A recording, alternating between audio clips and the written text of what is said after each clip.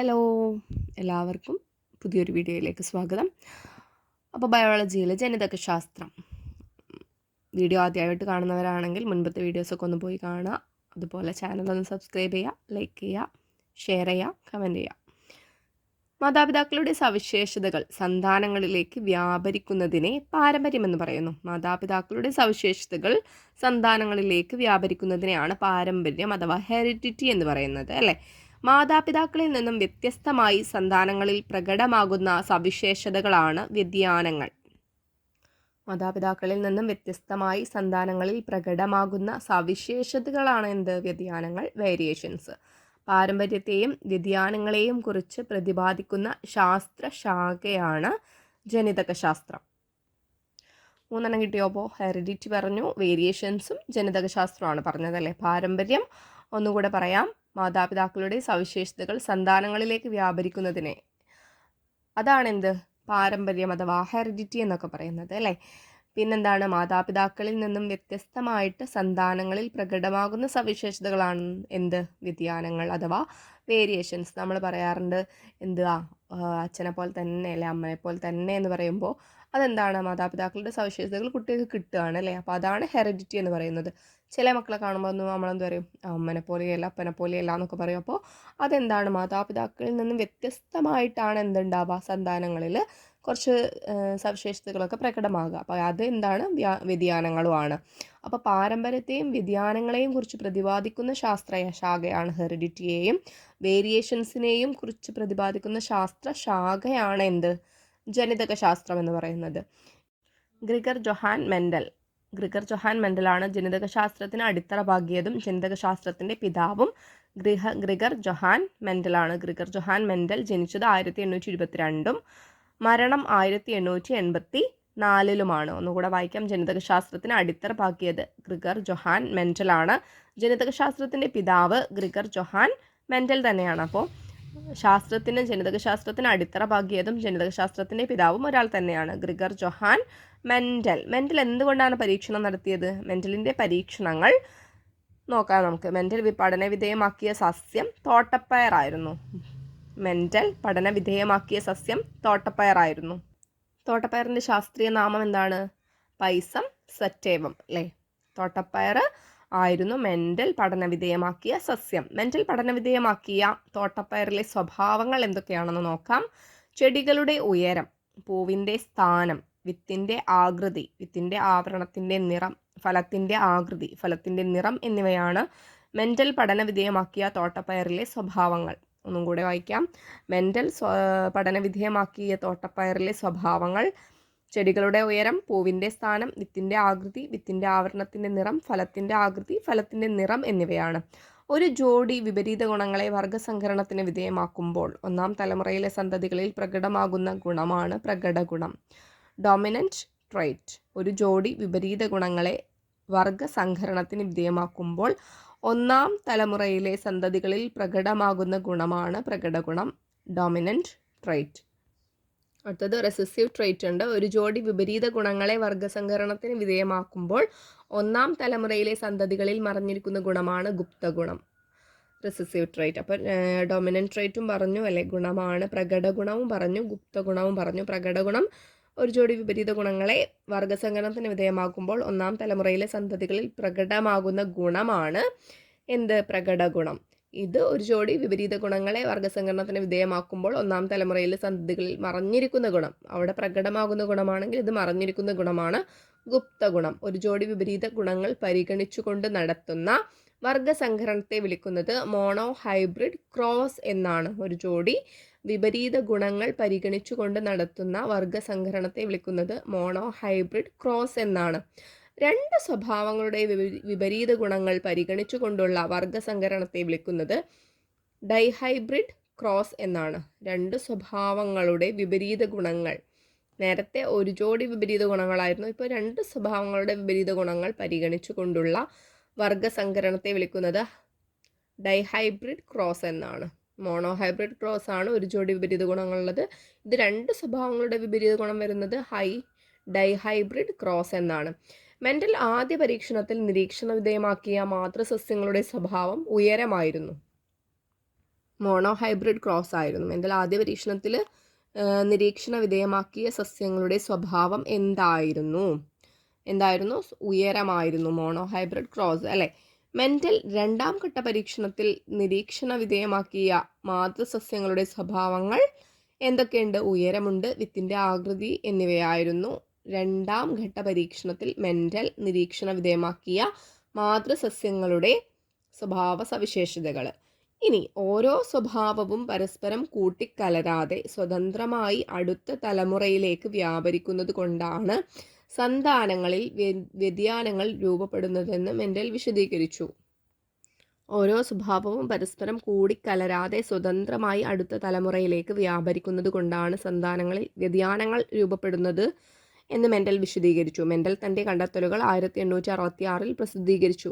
എന്നാണ് മെൻഡൽ തൻ്റെ കണ്ടെത്തലുകൾ പ്രസിദ്ധീകരിച്ചത്? 1866. മെൻഡലിനെ കൂടാതെ പാരമ്പര്യ സ്വഭാവങ്ങളുടെ പ്രേക്ഷണത്തെക്കുറിച്ച് സ്വതന്ത്രമായി സമാനമായ പരീക്ഷണ നിരീക്ഷണങ്ങൾ നടത്തിയ ശാസ്ത്രജ്ഞന്മാർ ആരൊക്കെ? മെൻഡലിനെ കൂടാതെ പാരമ്പര്യ സ്വഭാവങ്ങളുടെ പ്രേക്ഷണത്തിനെ കുറിച്ചിട്ട് സ്വതന്ത്രമായി പരീക്ഷണ നിരീക്ഷണങ്ങൾ നടത്തിയ ശാസ്ത്രജ്ഞന്മാരാണ് call Correns, Eric ഷെർമാക്സ്, Hugo de Vries എന്നിവർ. മെൻഡലിൻ്റെ അനുമാനങ്ങൾ നിയമങ്ങളായി പുനരാവിഷ്കരിച്ചത് 1900-ലാണ്. മെൻഡലിൻ്റെ അനുമാനങ്ങൾ നിയമങ്ങളായി പുനരാവിഷ്കരിച്ചത് 1900-ലാണ്. ഘടകങ്ങൾ എന്ന് മെൻഡൽ വിശേഷിപ്പിച്ച പാരമ്പര്യവാഹകർ ജീനുകൾ. ഘടകങ്ങൾ എന്ന് മെൻഡൽ വിശേഷിപ്പിച്ച പാരമ്പര്യവാഹകരാണ് ജീനുകൾ. മാതാപിതാക്കളിൽ നിന്ന് സ്വഭാവ സവിശേഷതകൾ സന്താനങ്ങളിലേക്ക് കൈമാറ്റം ചെയ്യുന്ന ലിംഗകോശങ്ങളിലെ ഘടകങ്ങളാണ് ജീനുകൾ. മാതാപിതാക്കളിൽ നിന്ന് സ്വഭാവ സവിശേഷതകൾ സന്താനങ്ങളിലേക്ക് കൈമാറ്റം ചെയ്യുന്ന ലിംഗകോശങ്ങളിലെ ഘടകങ്ങളാണ് ജീനുകൾ. ജീൻ എന്ന പദം നിർദ്ദേശിച്ചത് ആരാണ്? ജീൻ എന്ന പദം നിർദ്ദേശിച്ചത് വില്യം ജൊഹാൻസൺ ആണ്. ആരാണ് ജീൻ എന്ന പദം നിർദ്ദേശിച്ചത്? വില്യം ജൊഹാൻസൺ ആണ് ജീൻ എന്ന പദം നിർദ്ദേശിച്ചത്. ജീനിൻ്റെ വ്യത്യസ്ത തരങ്ങൾ അറിയപ്പെടുന്നത് അലീലുകൾ എന്നാണ്. ശ്രദ്ധിക്കുക, ജീനിൻ്റെ വ്യത്യസ്ത തരങ്ങൾ അറിയപ്പെടുന്നത് അലീലുകൾ. ഒരു ജീനിലെ അലീലുകളുടെ എണ്ണം എത്ര? ഒരു ജീനുകളുടെ അലീലുകളുടെ എണ്ണം 2. ഉയരം എന്ന സ്വഭാവത്തെ നിർണ്ണയിക്കുന്ന ജീനിൻ്റെ വ്യത്യസ്ത അലീലുകൾ ഏതൊക്കെ? ഉയരം എന്ന സ്വഭാവത്തെ നിർണ്ണയിക്കുന്ന ജീനിൻ്റെ വ്യത്യസ്ത അലീലുകൾ ക്യാപിറ്റൽ ടിയും സ്മോൾ ടിയുമാണ്. ടി എന്ന അക്ഷരം ഉയരം കൂടുതലിനെയും ക്യാപിറ്റൽ ടി എന്ന അക്ഷരം ഉയരം കൂടുതലിനെയും സ്മോൾ ടി എന്ന അക്ഷരം ഉയരക്കുറവിനെയും കാണിക്കുന്നു.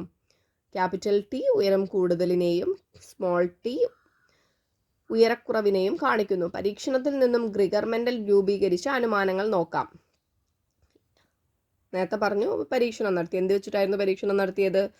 തോട്ടപ്പയർ അല്ലേ. തോട്ടപ്പയർ വെച്ചിട്ടായിരുന്നു പരീക്ഷണം നടത്തിയത്. തോട്ടപ്പയറിൻ്റെ ശാസ്ത്രീയ നാമം എന്തായിരുന്നു? പൈസം സറ്റൈവം. പിന്നെ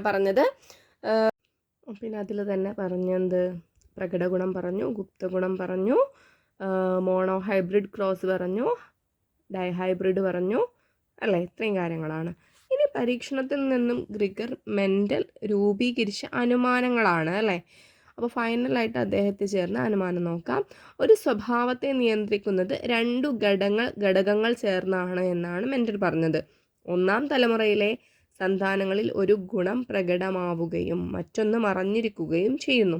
ഒന്നാം തലമുറയിൽ മറഞ്ഞിരിക്കുന്ന ഗുണങ്ങൾ രണ്ടാം തലമുറയിൽ പ്രകടമാകുന്നുണ്ട് എന്നാണ് പറയുന്നത്. ഇനി രണ്ടാം തലമുറയിലെ പ്രകടമായതും മറഞ്ഞിരിക്കുന്നതുമായ ഗുണങ്ങളുടെ അനുപാതം എന്ന് പറയുന്നത് 3:1 ആണ്. ഒന്നുകൂടെ വായിക്കാം. മെൻഡലിൻ്റെ അനുമാനങ്ങൾ ഒരു സ്വഭാവത്തെ നിയന്ത്രിക്കുന്നത് 2 ഘടകങ്ങൾ ചേർന്നാണ്. ഒന്നാം തലമുറയിലെ സന്താനങ്ങളിൽ ഒരു ഗുണം പ്രകടമാകുകയും മറ്റൊന്ന് മറഞ്ഞിരിക്കുകയും ചെയ്യുന്നു. ഒന്നാം തലമുറയിൽ മറഞ്ഞിരിക്കുന്ന ഗുണങ്ങൾ രണ്ടാം തലമുറയിൽ പ്രകടമാകുന്നുണ്ട്. രണ്ടാം തലമുറയിലെ പ്രകടമായതും മറഞ്ഞിരിക്കുന്നതുമായ ഗുണങ്ങളുടെ അനുപാതം 3:1 ആണ്. ഇതാണ് ഇത്രയും കാര്യങ്ങളാണ് അനുമാനങ്ങളായിട്ട് പറഞ്ഞത്. ഇനി ജീനുകൾ ജീവൻ്റെ ബ്ലൂ പ്രിൻ്റ് എന്നറിയപ്പെടുന്നു. ജീനുകൾ എന്താണ്? ജീവൻ്റെ ബ്ലൂ പ്രിൻ്റ്. അപ്പോൾ ജീവൻ്റെ ബ്ലൂ പ്രിൻ്റ് എന്നറിയപ്പെടുന്നത് എന്താണ്? ജീനുകൾ കാണപ്പെടുന്നത് എവിടെയാണ്? ക്രോമസോമുകളിലാണ് ജീനുകൾ കാണപ്പെടുന്നത്. ക്രോമസോമിൻ്റെ അടിസ്ഥാന ഘടകം എന്താണ്? ക്രോമസോമിൻ്റെ അടിസ്ഥാന ഘടകം DNA ആണ്. DNA-യിലെ പ്രവർത്തന ഘടകങ്ങളാണ് ജീനുകൾ. DNA-യുടെ ചുറ്റുഗോവണി മാതൃക കണ്ടെത്തിയത് ആരാണ്? ചുറ്റുഗോവണി അതായത് ഡബിൾ ഹെലിക്സ് മാതൃക കണ്ടെത്തിയത് ജെയിംസ് വാട്സൺ ആണ്. അതുപോലെ വേറെ ആരുണ്ട് കൂടെ? ഫ്രാൻസിസ് ക്രിക്കും ഉണ്ട് അല്ലേ. 1953 നമ്മുടെ ജെയിംസ് വാട്സണും ഫ്രാൻസിസ് ക്രിക്കും കൂടിയിട്ട് ഡബിൾ ഹെലിക്സ് അല്ലേ, എന്താണ്, ചുറ്റുകോവണി എന്ന് പറഞ്ഞിട്ടുള്ള DNA മാതൃക കണ്ടെത്തിയത്. DNA ചുറ്റുകോവണി മാതൃകയ്ക്ക് ജെയിംസ് വാട്സണും ഫ്രാൻസിസ് ക്രിക്കിനും 1962 നോബൽ സമ്മാനവും ലഭിച്ചിട്ടുണ്ട് കേട്ടോ. അപ്പോൾ 1962 ജെയിംസ് വാട്സണും ഫ്രാൻസിസ് ക്രിക്കിനും DNA ചുറ്റുകോവണി മാതൃക കണ്ടെത്തിയതിന് നോബൽ സമ്മാനം ലഭിച്ചു. DNA തന്മാത്രാ ഘടന അനാവരണം ചെയ്യാൻ വാട്സണും ക്രിക്കിനും സഹായകമായ DNA എക്സ്റേ ഡിഫ്രാക്ഷൻ ചിത്രം എടുത്ത ശാസ്ത്രജ്ഞനാണ് റോസോലിൻഡ് ഫ്രാങ്ക്ലിൻ.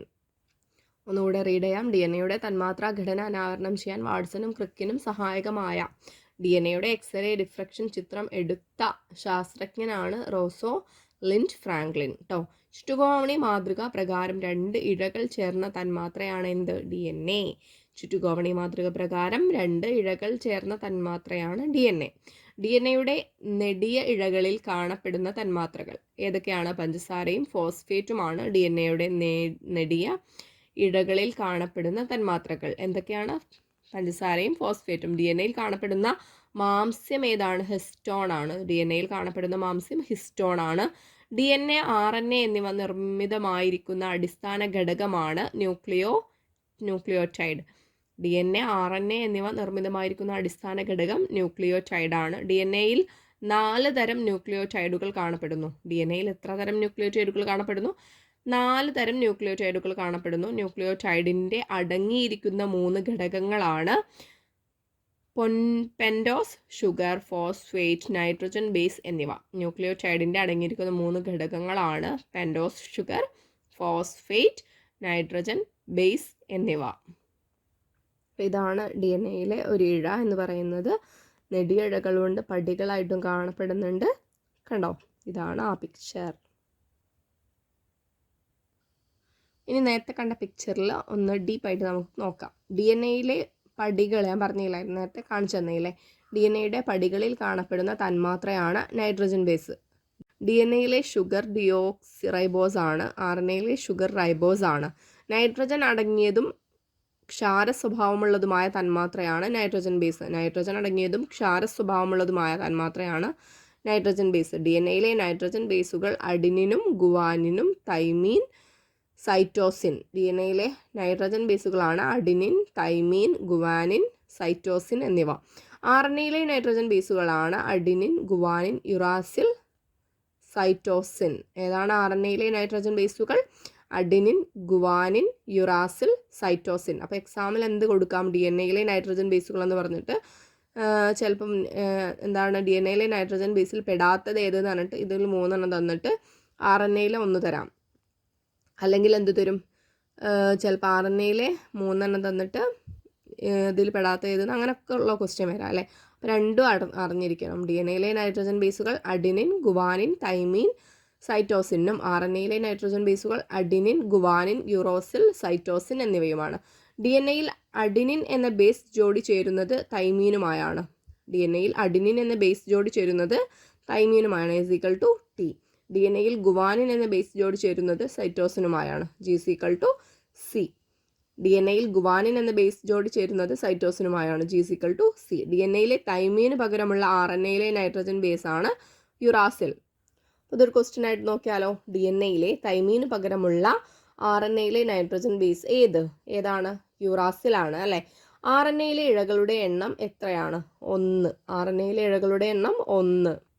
RNA ഇഴകളുടെ എണ്ണം 1ആണ്. DNA ഇഴകളുടെയോ 2ആണ് അല്ലേ. പ്രോട്ടീൻ നിർമ്മാണത്തിൻ്റെ വിവരങ്ങൾ അടങ്ങിയിരിക്കുന്നത് ജീനുകളിലാണ്. പ്രോട്ടീൻ നിർമ്മാണത്തിൻ്റെ വിവരങ്ങൾ അടങ്ങിയിരിക്കുന്നത് എവിടെയാണ്? ജീനുകളിലാണ്. DNA നിശ്ചിത ഭാഗങ്ങളാണ് എന്ത്? ജീനുകൾ. DNA നിശ്ചിത ഭാഗങ്ങളാണ് ജീനുകൾ. DNA നേരിട്ട് പ്രോട്ടീൻ നിർമ്മാണത്തിൽ പങ്കെടുക്കുന്നില്ല. DNA നേരിട്ട് പ്രോട്ടീൻ നിർമ്മാണത്തിൽ പങ്കെടുക്കുന്നുണ്ടോ? ഇല്ല. DNA അതിൻ്റെ പ്രവർത്തനങ്ങൾ നിർവഹിക്കാൻ RNA സഹായിക്കുന്നു. DNA അതിൻ്റെ പ്രവർത്തനങ്ങൾ നിർവഹിക്കാൻ ആര് സഹായിക്കുന്നു? RNA സഹായിക്കുന്നു. അപ്പോൾ DNA പ്രവർത്തനങ്ങൾ നിർവഹിക്കാൻ സഹായിക്കുന്നത് ആരാണ്? RNA.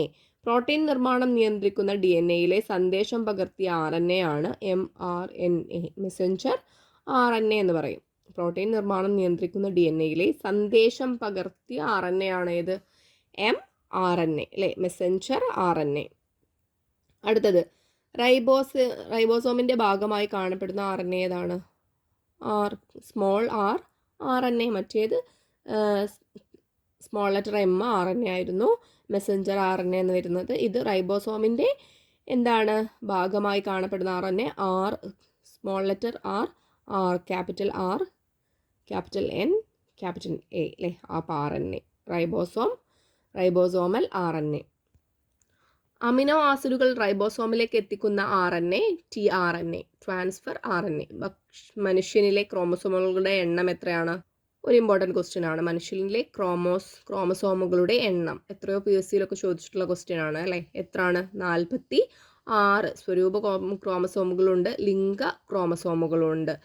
അപ്പോൾ ഓട്ടോസോംസ് അഥവാ സ്വരൂപ ക്രോമസോമുകൾ 44ഉം ലിംഗ ക്രോമസോമുകൾ 2 അല്ലേ? അലോസോംസ് 2ഉമാണ്. അപ്പോൾ രണ്ടും കൂടി കൂട്ടിയിട്ട് മനുഷ്യനിലെ ക്രോമസോമുകളുടെ ആകെ എണ്ണം 46 പുരുഷനിലെ ലിംഗ ക്രോമസോമുകൾ XY ആണ്, സ്ത്രീകളിലെ ലിംഗ ക്രോമസോമുകൾ XX ആണ് അല്ലേ?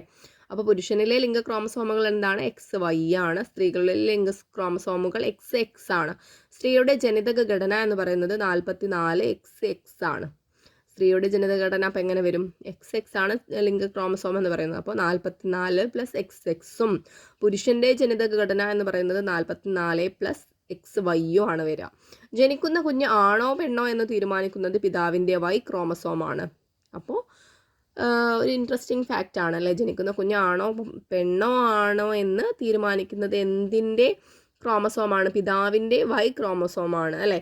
ഊനഭംഗത്തിൻ്റെ ആദ്യഘട്ടത്തിൽ ക്രോമസോമുകൾ ജോഡി ചേർന്ന് ക്രോമസോമിൻ്റെ ഭാഗങ്ങൾ പരസ്പരം കൈമാറുന്നു. ഈ പ്രവർത്തനമാണ് ക്രോമസോമിൻ്റെ മുറിഞ്ഞുമാറൽ, ക്രോസിംഗ് ഓവർ എന്ന് പറയുന്നത്. തൽഫലമായി ഒരു DNA ഭാഗം മുറിഞ്ഞ് മറ്റൊരു DNA ഭാഗമാകുന്നു. ഇത് DNA വിന്യാസത്തിൽ വ്യത്യാസമുണ്ടാകുന്നു. ഈ ക്രോമസോമുകൾ അടുത്ത തലമുറയിലെ സന്താനങ്ങൾക്ക് ലഭിക്കുമ്പോൾ പുതിയ സ്വഭാവങ്ങൾ പ്രകടമാകുന്നതിന് കാരണമാകുന്നു. ഒന്നുകൂടി റീഡ് ചെയ്യാം. ഊനഭംഗത്തിൻ്റെ ആദ്യഘട്ടത്തിൽ ക്രോമസോമുകൾ ജോഡി ചേർന്ന് ക്രോമസോമിൻ്റെ ഭാഗങ്ങൾ പരസ്പരം കൈമാറുന്നു. ഈ പ്രവർത്തനമാണ് ക്രോമസോമിൻ്റെ മുറിഞ്ഞുമാറൽ അഥവാ ക്രോസിംഗ് ഓവർ. തൽഫലമായി ഒരു DNA ഭാഗം മുറിഞ്ഞ് മറ്റൊരു DNA ഭാഗമാകുന്നു. ഇത് DNA വിന്യാസത്തിൽ വ്യത്യാസമുണ്ടാക്കുന്നു. ഈ ക്രോമസോമുകൾ അടുത്ത തലമുറയിലെ സന്താനങ്ങൾക്ക് ലഭിക്കുമ്പോൾ പുതിയ സ്വഭാവങ്ങൾ പ്രകടമാകുന്നതിന് കാരണമാകുന്നു. അടുത്തത് ഉൽപരിവർത്തനമാണ്. ജനിതക ഘടനയിൽ പെട്ടെന്നുണ്ടാകുന്നതും അടുത്ത തലമുറയിലേക്ക് കൈമാറ്റം ചെയ്യപ്പെടുന്നതുമായ മാറ്റങ്ങളാണ് എന്ത്? ഉൽപരിവർത്തനം. ജനിതക ഘടനയിൽ പെട്ടെന്നുണ്ടാകുന്നതും അടുത്ത തലമുറയിലേക്ക് കൈമാറ്റം ചെയ്യപ്പെടുന്നതുമായ മാറ്റങ്ങളാണ് എന്ത്? ഉൽപരിവർത്തനം. ഉൽപരിവർത്തനത്തിന് കാരണം എന്തൊക്കെയാണ്? DNA ഇരട്ടിക്കലിൽ ഉണ്ടാകുന്ന തകരാറുകളാണ് ഉൽപരിവർത്തനത്തിന് കാരണം. പിന്നെയോ ചില പ്രത്യേക രാസവസ്തുക്കൾ, അതുപോലെ തന്നെ വികിരണങ്ങൾ, ഇതൊക്കെയാണ് ഉൽപരിവർത്തനത്തിന് കാരണം. DNA ഒരു ബേസ് ജോഡിയിൽ ഉണ്ടാകുന്ന മാറ്റം കാരണമുണ്ടാകുന്ന ഉൽപരിവർത്തനമാണ് ബിന്ദുതല ഉൽപരിവർത്തനം, പോയിന്റ് മ്യൂട്ടേഷൻ എന്ന് പറയുന്നത്. DNA ഒരു ബേസ് ജോഡിയിൽ ഉണ്ടാകുന്ന മാറ്റം കാരണമുണ്ടാകുന്ന ഉൽപരിവർത്തനമാണ് ബിന്ദുതല ഉൽപരിവർത്തനം. ഉൽപരിവർത്തനം മൂലം ബേസ് ജോഡികൾ നഷ്ടപ്പെടുന്നതോ അവയുടെ ക്രമീകരണത്തിൽ മാറ്റം വരുന്നതോ DNA ശ്രേണിയിൽ മാറ്റമുണ്ടാക്കുന്നു. ഇതാണ് ഫ്രെയിം ഷിഫ്റ്റ് മ്യൂട്ടേഷൻ. ഉൽപരിവർത്തനം മൂലം ബേസ് ജോഡികൾ നഷ്ടപ്പെടുന്നതോ അവയുടെ ക്രമീകരണത്തിൽ മാറ്റം വരുന്നതോ DNA ശ്രേണിയിൽ മാറ്റമുണ്ടാക്കുന്നു. ജനിതക രോഗങ്ങൾ നോക്കാം. ജനിതക രോഗങ്ങൾ തലമുറകളിലൂടെ കൈമാറ്റം ചെയ്യപ്പെടുന്ന രോഗങ്ങളാണ് എന്ത്? ജനിതക രോഗങ്ങൾ. അപ്പോൾ തലമുറയിലൂടെ കൈമാറ്റം ചെയ്യപ്പെടുന്ന രോഗങ്ങളാണ് ജനിതക രോഗങ്ങൾ. പ്രധാന ജനിതക രോഗങ്ങൾ ഏതൊക്കെയാണ്? പ്രധാന ജനിതക രോഗങ്ങളാണ് haemophilia, sickle cell anaemia, mongolism, albinism, വർണ്ണാന്ധത, ഹിങ്ടൺസ് രോഗം എന്നിവ. പ്രധാന ജനിതക രോഗങ്ങളാണ് haemophilia, sickle cell anaemia, mongolism, albinism, വർണ്ണാന്ധത, ഹിങ്ടൺസ് രോഗം. ജനിതക വൈകല്യങ്ങളെ രണ്ടായിട്ട് തരംതിരിച്ചിട്ടുണ്ട്. മെൻറ്റീലിയൻ വൈകല്യങ്ങളെന്നും ക്രോമസോം തരത്തിലുള്ള വൈകല്യങ്ങളെന്നുമാണ് രണ്ടായിട്ട് തരംതിരിച്ചിട്ടുള്ളത്. അപ്പോൾ ജനിതക രോഗങ്ങളെ വൈകല്യങ്ങളെ രണ്ടായിട്ട് തരംതിരിച്ചിട്ടുണ്ട്. മെൻറ്റീലിയൻ വൈകല്യങ്ങളെന്നും ക്രോമസോം തലത്തിലുള്ള വൈകല്യങ്ങൾ എന്നിങ്ങനെയുമാണ് രണ്ടായിട്ട് തരംതിരിച്ചിട്ടുള്ളത്. എന്താണ് മെൻറ്റീലിയൻ വൈകല്യങ്ങൾക്കുള്ള കാരണം? ജീനിൽ വന്ന ഉൽപരിവർത്തനമോ വ്യതിയാനങ്ങളോ ആണ് മെൻറ്റലിയൻ വൈകല്യങ്ങൾക്ക് കാരണം. ഒരു ജീനിൽ വന്ന ഉൽപരിവർത്തനമോ വ്യതിയാനങ്ങളോ ആണ് മെൻറ്റലിയൻ വൈകല്യങ്ങൾക്ക് കാരണം. ഉദാഹരണം ഹീമോഫീലിയ, സിസ്റ്റിക് ഫൈബ്രോസിസ് ഉദാഹരണമാണ്. എന്തിനുദാഹരണം? മെന്റലിയൻ വൈകല്യങ്ങൾക്ക് ഉദാഹരണമാണ് ഹീമോഫീലിയ, സിസ്റ്റിക് ഫൈബ്രോസിസ് എന്നിവ. അരിവാൾ രോഗം, വർണ്ണാന്തത, ഫിനൈൽ കീറ്റോനൂറിയ, താലസീമിയ. അരിവാൾ രോഗം, വർണ്ണാന്തത, ഫിനൈൽ കീറ്റോനൂറിയ, താലസീമിയ ഇതൊക്കെ എന്തിന് ഉദാഹരണങ്ങളാണ്? മെന്റീലിയൻ വൈകല്യങ്ങൾക്ക് ഉദാഹരണങ്ങളാണ്. ക്രോമസോമുകളുടെ എണ്ണത്തിലുണ്ടാകുന്ന മാറ്റമോ അല്ലെങ്കിൽ അവയുടെ ക്രമീകരണത്തിലുണ്ടാകുന്ന വ്യത്യാസമോ ആണ് ക്രോമസോം തലത്തിലുള്ള വൈകല്യങ്ങൾക്ക് കാരണമാകുന്നത്. ക്രോമസോമുകളുടെ എണ്ണത്തിലുണ്ടാകുന്ന മാറ്റമോ അല്ലെങ്കിൽ അവയുടെ ക്രമീകരണത്തിലുണ്ടാകുന്ന വ്യത്യാസമോ ആണ് ക്രോമസോം തലത്തിലുള്ള വൈകല്യങ്ങൾക്ക് കാരണമാകുന്നത്. ഉദാഹരണമാണ് Down's syndrome, Edward syndrome, Turner's syndrome, Klinefelter's syndrome. അപ്പോൾ സിൻഡ്രോം ഒക്കെ എന്തിലാണ് വരുന്നത്? ക്രോമസോം തലത്തിലുള്ള വൈകല്യത്തിൽ വരുന്ന ഉദാഹരണങ്ങളാണ്. അപ്പോൾ സിൻഡ്രോം ഒരു പേരിൽ വരുന്നതൊക്കെ എന്താണ്? എന്തിൻ്റെ തലത്തിലുള്ള വൈകല്യമാണ്? ക്രോമസോം തലത്തിലുള്ള വൈകല്യങ്ങൾക്ക് ഉദാഹരണമാണ് അല്ലേ. അപ്പോൾ എന്താണ് ഈ ക്രോമസോം വൈകല്യം എന്ന് പറയുന്നത്? ക്രോമസോമുകളുടെ എണ്ണത്തിലുണ്ടാകുന്ന മാറ്റമോ അല്ലെങ്കിൽ അവയുടെ ക്രമീകരണത്തിലുണ്ടാകുന്ന വ്യത്യാസമോ ആണ് എന്ത്? ക്രോമസോം തലത്തിലുള്ള വൈകല്യങ്ങൾക്ക് കാരണമാകുന്നത്. ക്രോമസോം തലത്തിലുള്ള വൈകല്യങ്ങളെ പറ്റിയിട്ട് ഇനി നമുക്ക് നോക്കാം. അന്യൂപ്ലോയിഡി എന്താണ്? കോശവിഭജന സമയത്ത് ക്രോമാറ്റിഡുകൾ വേർപിരിയാത്തത് കൊണ്ട് ക്രോമസോമുകളുടെ എണ്ണത്തിൽ കുറവോ കൂടുതലോ ഉണ്ടാകുന്ന അവസ്ഥയാണ് അന്യൂപ്ലോയിഡി. എന്താണ്? കോശവിഭജന സമയത്ത് ക്രോമാറ്റിഡുകൾ വേർപിരിയാത്തത് കൊണ്ട് ക്രോമസോമുകളുടെ എണ്ണത്തിൽ കുറവോ കൂടുതലോ ഉണ്ടാകുന്ന അവസ്ഥയാണ് അന്യൂപ്ലോയിഡി. ഇനി പോളിപ്ലോയിഡി ഉണ്ട്. കോശവിഭജനത്തിൻ്റെ അവസാന ഘട്ടമായ ടിലോഫേസിനു ശേഷം കോശദ്രവ്യം യഥാക്രമം വിഭജിക്കാതിരുന്നാൽ ജീവികളിൽ ക്രോമസോമുകളുടെ ആകെ എണ്ണം കൂടുന്ന അവസ്ഥ. പോളിപ്ലോയിഡ് എന്താണ്? കോശവിഭജനത്തിൻ്റെ അവസാന ഘട്ടമായ ടിലോഫേസിനു ശേഷം കോശദ്രവ്യം യഥാക്രമം വിഭജിക്കാതിരുന്നാൽ എന്ത് സംഭവിക്കും? ജീവികളിൽ ക്രോമസോമുകളുടെ ആകെ എണ്ണം എന്താവും? കൂടും. ഇതാണ് പോളിപ്ലോയിഡി. അടുത്തത് മനുഷ്യരിൽ 44 സ്വരൂപ ക്രോമസോമുകൾക്ക് പകരം 45 സ്വരൂപ ക്രോമസോമുകൾ കാണപ്പെടുന്ന രോഗമാണ്. 21ാമത്തെ സ്വരൂപ ക്രോമസോമിൽ 1 കൂടുന്ന അവസ്ഥ അല്ലേ. അപ്പോൾ അതാണ് എന്ത്? ഡൗൺസ് സിൻഡ്രോം അല്ലേ. അത് ഡൗൺ സിൻഡ്രോമിൻ്റെ മറ്റൊരു പേരാണ് മംഗോളിസം. ട്രൈസോമി 21 എന്നും പറയും അല്ലേ. മനുഷ്യരിൽ 44 സ്വരൂപം നമ്മൾ നേരത്തെ പഠിച്ചതാണ്. എന്ത്? 44 സ്വരൂപ ക്രോമസോമും പിന്നെ 2 എന്തുവാണ്? ലിംഗ ക്രോമസോമോ ഉണ്ടാവാന്ന് പറഞ്ഞല്ലേ. അപ്പം 44 പകരം എന്താവാം? 1 അധികമായിട്ട് അത് 25 ആവാം സ്വരൂപ ക്രോമസോമുകൾ അല്ലേ. അപ്പോൾ ഈ 21ാമത്തെ സ്വരൂപ ക്രോമസോമിൽ 1 കൂടുന്ന അവസ്ഥയാണ് അല്ലേ. അപ്പോൾ അതാണ് എന്ത്? ഡൗൺസ് സിൻഡ്രോം, മംഗോളിസം എന്ന് പറയുന്നത്. ഡൗൺസ് സിൻഡ്രോം ഉള്ള ആളുകളുടെ ശരീരത്തിലെ ക്രോമസോമുകളുടെ എണ്ണം എത്രയാണ്? 47 ഉണ്ടാവുക അല്ലേ. 45A+XS ഓർ 45A+XY ആണ്. ഈ എക്സസ് എന്താണെന്നറിയാലോ? ആണുങ്ങളുടേത് അല്ലേ. അപ്പോൾ സ്ത്രീയുടെ ജനിതഘടന എക്സസും പുരുഷൻ്റെ ജനിതഘടന XY ആണെന്ന് നേരത്തെ പറഞ്ഞതാണ് അല്ലേ. അപ്പോൾ ഇതിൽ 47 എന്ന് വരുന്നത് ജനിതകഘടന പുരുഷൻ്റേത് വരുമ്പോൾ 45A+XY വരും. ഇനി സ്ത്രീയുടെ ജനിതഘടനയാണെന്നുണ്ടെങ്കിൽ 45A+XXും വരും. 18ാമത്തെ ക്രോമസോമിൽ 1 കൂടുന്ന അവസ്ഥയാണ് എഡ്വാർഡ് സിൻഡ്രോം. 18ാമത്തെ ക്രോമസോമിൽ 1 കൂടുന്ന അവസ്ഥയാണ് എന്ത്? Edward syndrome. സ്ത്രീകളിൽ ലിംഗ ക്രോമസോമുകളിൽ 1 ക്രോമസോം കുറയുന്ന അവസ്ഥയാണ് ടർണേഴ്സ് സിൻഡ്രോം. അപ്പോൾ സ്ത്രീകളിൽ ലിംഗ ക്രോമസോമുകളിൽ 1 ക്രോമസോം കുറയുന്ന അവസ്ഥ, അതായത് XX-ൽ 1 X മാത്രം ആവുക, അതാണ് എന്ത്? ടർണേഴ്സ് സിൻഡ്രോം എന്ന് പറയുന്നത്. ടർണേഴ്സ് സിൻഡ്രോം ഉള്ള ഒരാളുടെ ശരീരത്തിലെ ക്രോമസോമുകളുടെ എണ്ണം എത്രയാണ്? അപ്പോൾ 45 ഉണ്ടാവില്ലേ. 46 എന്നുള്ളത് 45 ആവും. 44A+X0 ആണ്. മറ്റേ X ഉണ്ടാവില്ല അല്ലേ. ലിംഗ ക്രോമസോമുകളുടെ XS ഘടനയ്ക്ക് പകരം XO എന്ന ഘടനയായിരിക്കും ഉണ്ടാവുക. അപ്പോൾ XX-ന് പകരം ഒരു X-ന് എന്താ ഉണ്ടാവുക? 0 ആണ് ഉണ്ടാവുക അല്ലേ. പുരുഷന്മാരിൽ ലിംഗ ക്രോമസോമുകളിൽ 1 കൂടുന്ന അവസ്ഥയാണ് ക്ലീൻഫെൽറ്റേഴ്സ് സിൻഡ്രോം. പുരുഷന്മാരിൽ ലിംഗ ക്രോമസോമുകളിൽ 1 കൂടുന്ന അവസ്ഥയാണ് എന്ത്? ക്ലീൻഫെൽറ്റേഴ്സ് സിൻഡ്രോം. അപ്പോൾ ഇത് കുറേ പേരുകളും കാര്യങ്ങളും ഒക്കെ വരുന്നുണ്ട്. അപ്പോൾ ഒന്നും കൂടി വായിച്ചാൽ മാത്രമേ നിങ്ങൾക്ക് റിപ്പീറ്റ് ചെയ്ത് കാണാം, എന്നാൽ മാത്രമേ മനസ്സിലേക്ക് ഇങ്ങോട്ട് കയറുള്ളൂ. ക്ലീൻഫെൽറ്റേഴ്സ് സിൻഡ്രോം ഉള്ള ഒരാളുടെ ശരീരത്തിലെ ക്രോമസോമുകളുടെ എണ്ണം എങ്ങനെയാണ് ഉണ്ടാവുക? ക്ലീൻഫെൽറ്റേഴ്സ് സിൻഡ്രോം ഉള്ള ഒരാളുടെ ശരീരത്തിലെ ക്രോമസോമുകളുടെ എണ്ണം 47, 44A+XX Y അല്ലേ. എന്താണ് ലിംഗ ക്രോമസോമിൻ്റെ എണ്ണമാണ് അവിടെ കൂടിയത്. ലിംഗ ക്രോമസോമുകളുടെ XY ഘടനയ്ക്ക് പകരം XXY എന്ന ഘടനയായിരിക്കും ഉണ്ടാവുക. അടുത്തതായിട്ട് വരുന്നത് ഹീമോഫീലിയയാണ്. എന്താണ് ഹീമോഫീലിയ? മുറിവുണ്ടായാൽ രക്തം കട്ട പിടിക്കാതിരിക്കുന്ന ജനിതക രോഗമാണ് ഹീമോഫീലിയ അല്ലേ. എന്താ ക്രിസ്തുമസ് രോഗമെന്നും ഹീമോഫീലിയക്ക് മറ്റൊരു പേരുണ്ട് കേട്ടോ. അപ്പം മുറിവുണ്ടായാൽ രക്തം കട്ട പിടിക്കാതിരിക്കുന്ന ജനിതക രോഗമാണ് എന്ത് ഹീമോഫീലിയ എന്ന് പറയുന്നത്. നമുക്കറിയാം ഒരു മുറിവുണ്ടാവുകയാണെങ്കിൽ കുറച്ചൊക്കെ രക്തം പോകും, പിന്നെ കുറച്ച് നേരം കഴിഞ്ഞ രക്തം എന്താവും നിൽക്കും അല്ലേ. അപ്പോൾ രക്തക്കട്ട പിടിക്കും. അപ്പോൾ ഇത് ഇല്ലാണ്ട് നിൽക്കുമ്പോൾ എന്ത് ചെയ്യും? ആ ഒരു രോഗമാണ് ഹീമോഫീലിയ. മുറിവുണ്ടായാൽ രക്തം കട്ട പിടിക്കാതിരിക്കുന്ന ജനിതക രോഗമാണ് ഹീമോഫീലിയ.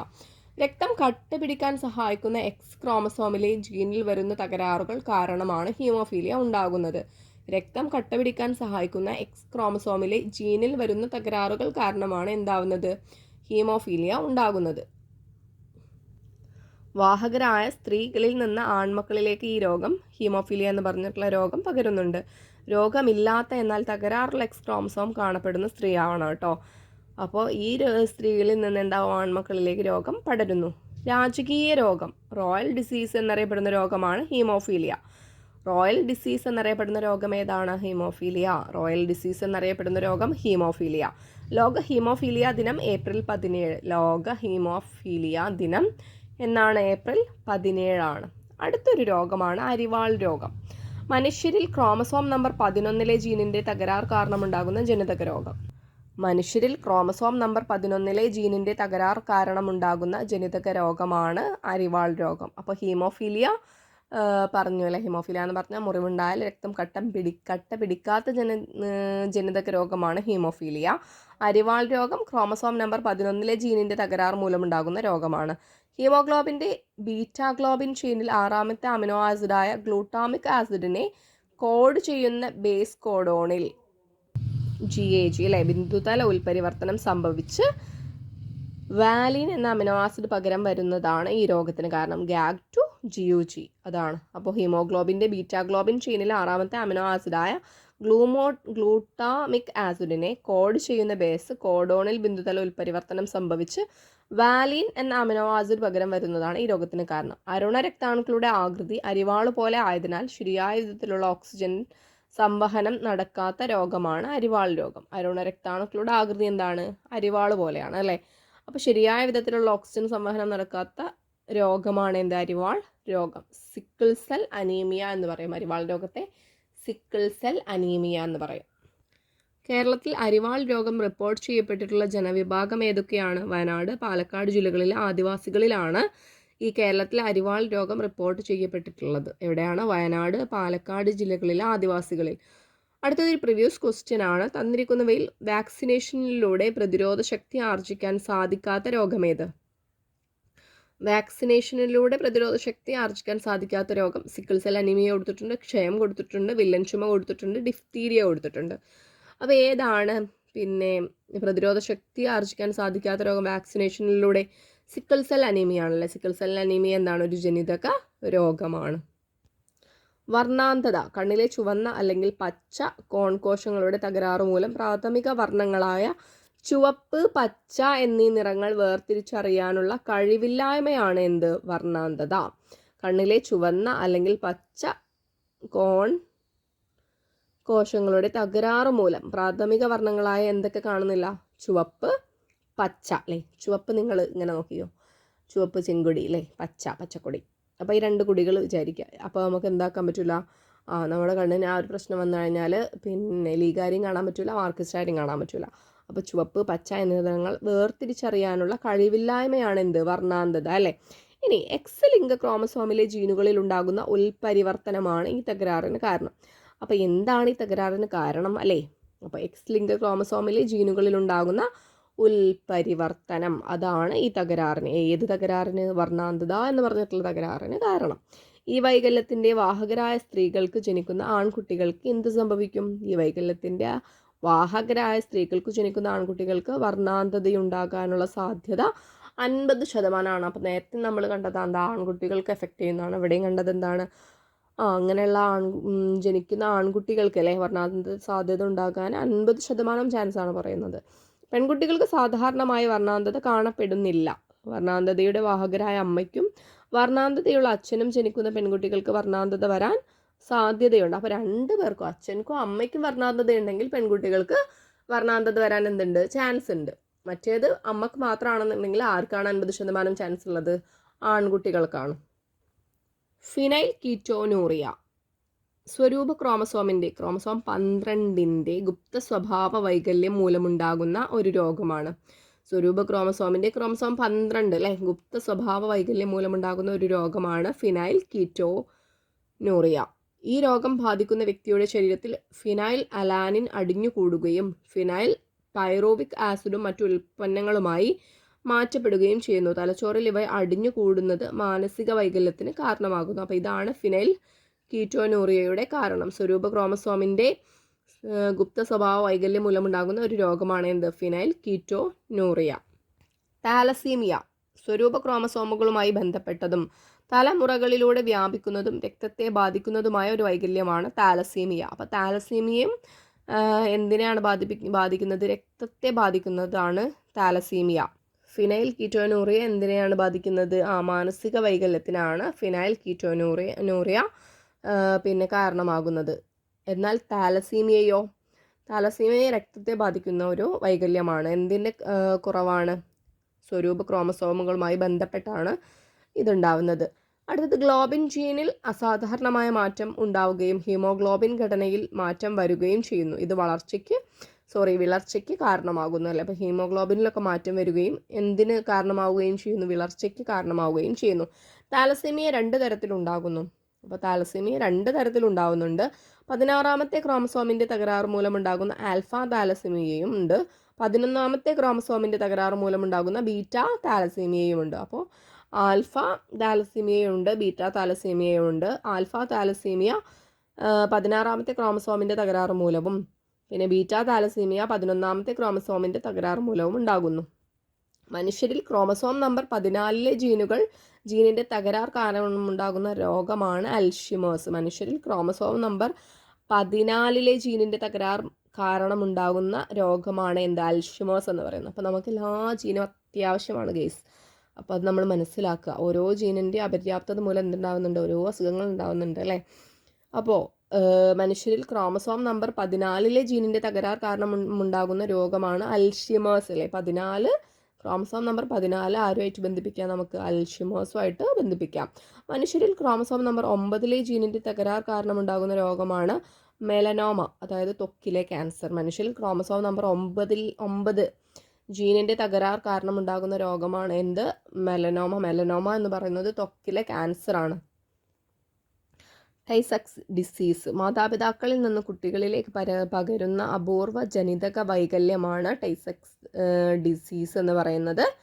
ചില കൊഴുപ്പ് പദാർത്ഥങ്ങളെ വിഘടിക്കാൻ സഹായിക്കുന്ന എൻസൈം നിർമ്മിക്കുന്ന ജീൻ തകരാറിലാകുന്നത് വഴിയാണ് ഇത് സംഭവിക്കുന്നത്. ചില കൊഴുപ്പ് പദാർത്ഥങ്ങളെ വിഘടിപ്പിക്കാൻ സഹായിക്കുന്ന എൻസൈം എന്ന് പറയുന്നത് ബീറ്റ ഹെക്സോസാമിനിഡേസ് എ നിർമ്മിക്കുന്ന ജീൻ തകരാറിലാകുന്നത് വഴിയാണ് എന്ത് സംഭവിക്കുന്നത്? ഈ ഒരു രോഗം, ടൈസക്സ് ഡിസീസ് എന്ന് പറഞ്ഞിട്ടുള്ള ഈ ഒരു രോഗം വരുന്നത്.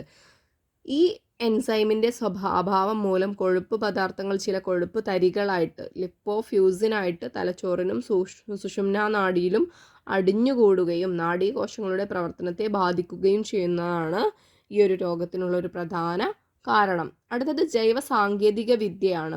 സൂക്ഷ്മജീവികളെയും ജൈവ പ്രക്രിയകളെയും മനുഷ്യൻ്റെ വിവിധ ആവശ്യങ്ങൾക്കായി ഉപയോഗിക്കുന്നതിനെയാണ് ജൈവ സാങ്കേതിക വിദ്യ, ബയോടെക്നോളജി എന്ന് പറയുന്നത്. സൂക്ഷ്മജീവികളെയും ജൈവ പ്രക്രിയകളെയും മനുഷ്യൻ്റെ വിവിധ ആവശ്യങ്ങൾക്കായി ഉപയോഗിക്കുന്നതിനെയാണ് ജൈവ സാങ്കേതിക വിദ്യ, ബയോടെക്നോളജി എന്ന് പറയുന്നത്.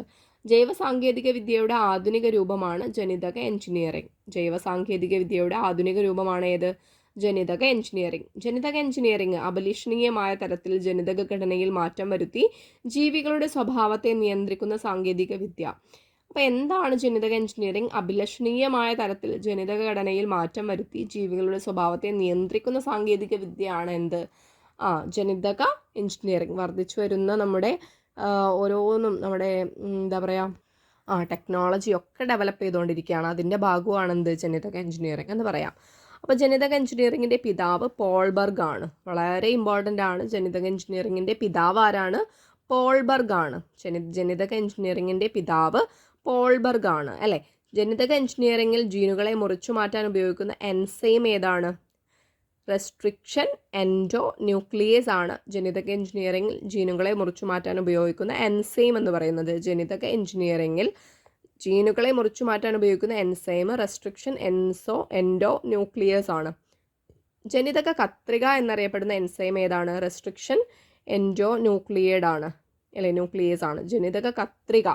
അപ്പോൾ ജനിതക എഞ്ചിനീയറിംഗിൻ്റെ പിതാവ് പോൾബർഗ് ആണ്. ജനിതക എഞ്ചിനീയറിംഗിൽ ജീനുകളെ മുറിച്ചു മാറ്റാൻ ഉപയോഗിക്കുന്ന എൻസൈം റെസ്ട്രിക്ഷൻ എൻഡോ ന്യൂക്ലിയേഴ്സ് ആണ്. ജനിതക കത്രിക എന്നറിയപ്പെടുന്നത് റെസ്ട്രിക്ഷൻ എൻഡോ ന്യൂക്ലിയേസ് ആണ്. ജനിതക പശ എന്നറിയപ്പെടുന്നത് എന്താണ്? എൻസൈം ഏതാണ്? ലിഗേസ് ആണ്. ജനിതക പശ എന്നറിയപ്പെടുന്ന എൻസൈം ലിഗേസ് ആണ്. അപ്പം നിങ്ങൾ മാക്സിമം കേൾക്കുക, വീഡിയോ ഒന്നും കൂടി റിപ്പീറ്റ് ഒക്കെ അടിച്ച് കാണുക, അപ്പോൾ നിങ്ങൾക്ക് ഒന്നും കൂടി ക്ലിയർ ആവും. ജനിതക എഞ്ചിനീയറിംഗിൽ ജീനുകളെ വിളക്കി ചേർക്കാൻ ഉപയോഗിക്കുന്ന എൻസൈം ലിഗേസ് ആണ്. അപ്പോൾ ജനിതക എഞ്ചിനീയറിംഗിൽ ജീനുകളെ വിളക്കി ചേർക്കാൻ ഉപയോഗിക്കുന്ന എൻസൈം ഏതാണ്? ലിഗേസ് ആണ്. അപ്പോൾ ലിഗേസ് ജനിതക പശ എന്നറിയപ്പെടുന്നത് എന്താണ്? ലിഗേസ്. ഇങ്ങനെ വിളക്കി ചേർക്കാൻ ഉപയോഗിക്കുന്നത് കൊണ്ടാണ് ലിഗേസിനെ എന്തായിട്ടും അറിയപ്പെടുന്നത്? ജനിതക പശ എന്നും കൂടി അറിയപ്പെടുന്നത്. ഇന്ത്യ തദ്ദേശീയമായി ജനിതക എഞ്ചിനീയറിംഗിലൂടെ നിർമ്മിച്ച ആദ്യത്തെ ഹെപ്പറ്റൈറ്റിസ് ഏതാണ്? ബി വാക്സിൻ, ഷൻവാക് ബി എന്നാണ് പറയുന്നത്. ഹെപ്പറ്റൈറ്റിസ് ബി വാക്സിൻ ആണ് ഷാൻവാക് ബി. ഇന്ത്യ തദ്ദേശീയമായി ജനിതക എഞ്ചിനീയറിംഗിലൂടെ നിർമ്മിച്ച ആദ്യത്തെ ഹെപ്പറ്റൈറ്റിസ് ബി വാക്സിൻ ഷാൻവാക് ബി ആണ്. ഒരു കോശത്തിലെ ജീവനെ മറ്റൊരു കോശത്തിലേക്ക് എത്തിക്കാൻ അനുയോജ്യമായ ഘടകങ്ങളാണ് വാഹകർ അഥവാ വെക്ടേഴ്സ് എന്ന് പറയുന്നത്. ഉദാഹരണം ബാക്ടീരിയകളിലെ DNA. ഓക്കെ, ബാക്ടീരിയകളിലെ DNA ആണ്. ഒരു കോശത്തിലെ ജീനിനെ മറ്റൊരു കോശത്തിലേക്ക് എത്തിക്കാൻ അനുയോജ്യമായ ഘടകങ്ങളാണ് വാഹകർ. ജനിതക എഞ്ചിനീയറിംഗിലൂടെയുള്ള ഇൻസുലിൻ ഉൽപാദനമാണ് ഇത്. ഇൻസുലിൻ ഉൽപാദനത്തെ നിയന്ത്രിക്കുന്ന മനുഷ്യ ജീനിനെ മുറിച്ചെടുക്കുന്നു. അപ്പോൾ ജനിതക എഞ്ചിനീയറിംഗിലൂടെയുള്ള ഇൻസുലിൻ ഉൽപാദനം എങ്ങനെയാണെന്ന് നോക്കാം. ഇൻസുലിൻ ഉൽപാദനത്തെ നിയന്ത്രിക്കുന്ന മനുഷ്യ ജീനിനെ മുറിച്ചെടുക്കുകയാണ് ഫസ്റ്റ് പ്രോസസ്സ്. പിന്നെ വൃത്താകൃതിയിലുള്ള ബാക്ടീരിയ DNA വേർതിരിച്ചെടുക്കുന്നു. വൃത്താകൃതിയിലുള്ള ബാക്ടീരിയ DNA പ്ലാസ്മിഡ് വേർതിരിച്ചെടുക്കുന്നു. അടുത്തതായിട്ട് ഇൻസുലിൻ ഉൽപാദക ജീനിനെ പ്ലാസ്മിഡിലേക്ക് കൂട്ടിച്ചേർക്കുന്നു. അടുത്ത വരുന്നത് ഇൻസുലിൻ ജീൻ കൂട്ടിച്ചേർത്ത പ്ലാസ്മിഡിനെ ബാക്ടീരിയ കോശത്തിൽ എന്താക്കുകയാണ് ചെയ്യുന്നത്? നിക്ഷേപിക്കുകയാണ് അല്ലേ. പിന്നെ വരുന്നത് ബാക്ടീരിയകൾ പെരുകാൻ അനുകൂലമായ സാഹചര്യങ്ങൾ ഒരുക്കുകയാണ്. പിന്നെ പെരുകിയ ബാക്ടീരിയകൾ പ്രവർത്തനസജ്ജമല്ലാത്ത ഇൻസുലിൻ ഉൽപ്പാദിപ്പിക്കുന്നു. അടുത്തത് ഇവയിൽ നിന്നും പ്രവർത്തനസജ്ജമായ ഇൻസുലിൻ നിർമ്മിക്കുന്നു. ഇതാണ് ഈ ഒരു പ്രോസസ്സിലൂടെയാണ് ജനിതക എഞ്ചിനീയറിംഗിലൂടെയുള്ള ഇൻസുലിൻ ഉൽപ്പാദിപ്പിക്കുന്നത്. ഇന്നത്തെ ഈ ഒരു ക്ലാസ് ഇത്രയുമാണ്. നിങ്ങൾക്ക് ഈ ഒരു ക്ലാസ് ഇഷ്ടപ്പെടുകയാണെങ്കിൽ ലൈക്ക് ചെയ്യാനും ഷെയർ ചെയ്യാനും സബ്സ്ക്രൈബ് ചെയ്യാനും മറക്കരുത്. Thank you for watching.